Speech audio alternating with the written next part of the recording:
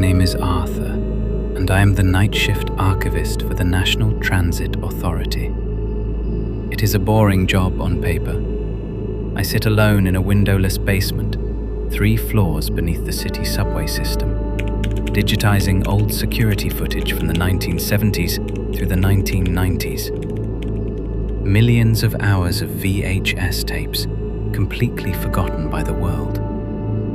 The pay is incredible, but it came with a contract that had a very specific addendum. 3 rules written in bold red ink.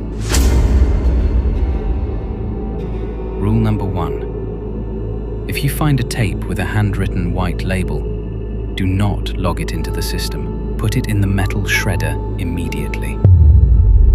Rule number 2. If you hear someone knocking from inside the heavy concrete vault behind your desk, do not answer. There are no doors on the other side of that wall. Rule number 3. If a video file shows you sitting at your desk, do not turn around. Freeze. Close your eyes. Count to 60. I laughed when I signed it.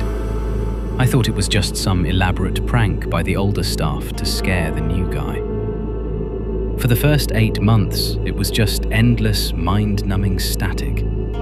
Footage of empty train platforms, people waiting in the rain, idiots spray-painting subway cars.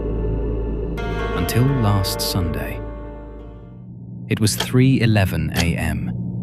I was going through a box labelled Subway Sector 4, November 1988. Near the bottom, my fingers brushed against something cold. It was a tape. Unlike the others, which were covered in professional printed inventory barcodes, this one had a crude, dirty piece of medical tape stuck to it. On it, written in shaky, frantic handwriting, was a single word. Look. My heart skipped a beat. Rule number 1 flashed in my mind. Put it in the metal shredder immediately.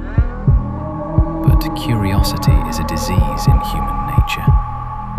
I looked at the shredder, then at the vintage VCR player connected to my high-definition monitor. I reasoned with myself.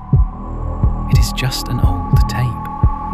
What could a magnetic ribbon from 40 years ago possibly do to me?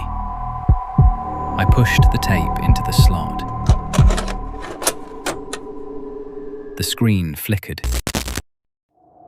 The timestamp on the bottom right read November 14th, 1988, 2:44 a.m. The camera was positioned high up, overlooking an abandoned, dimly lit subway platform. Dust motes danced in the flickering fluorescent lights of the footage. For the first 5 minutes, nothing happened, just the empty tracks. Then, a train pulled up.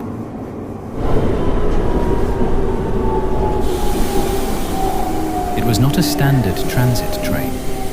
It was rusted, covered in strange, dark stains that looked like dried grease or old blood. The doors did not slide open smoothly. They wrenched open with a violent, screeching metal sound. No one got off. But then, the camera zoomed in, automatically. In 1988, these security cameras did not have automatic zoom features. They were static lenses fixed to the walls. Yet, the frame was narrowing, focusing directly onto the dark window of the 3rd train car. Inside the darkness of that car, something was pressed against the glass. It was a face, but the proportions were entirely wrong. The forehead was too high, stretching up into the shadows of the train ceiling. It had no hair, and its skin was the color of a wet, drowned corpse. It had no eyes, just 2 hollow, bleeding sockets. but it was smiling.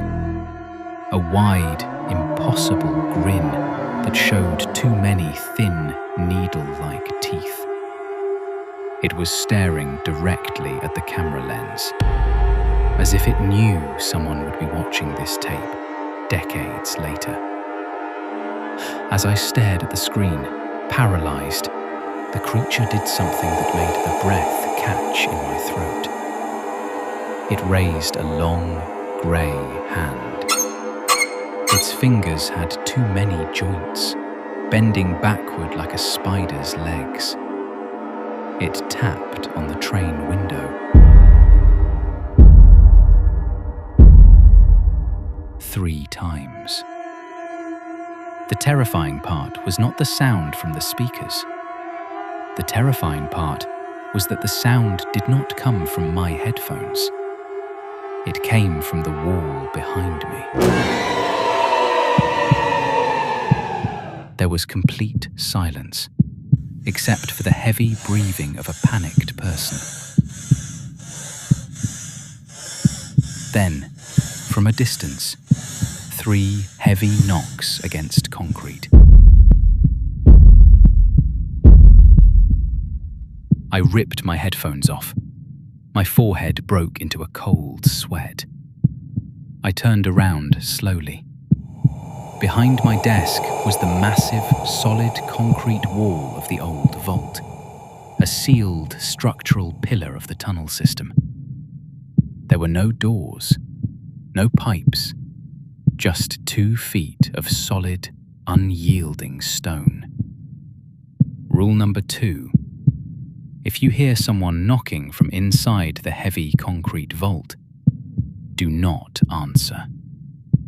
I swallowed hard, my throat dry like sandpaper. I forced myself to turn back to the monitor. I wanted to eject the tape, to destroy it, to run out of the building.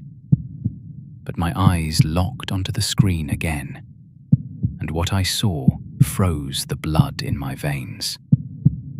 The footage had changed. The subway train was gone.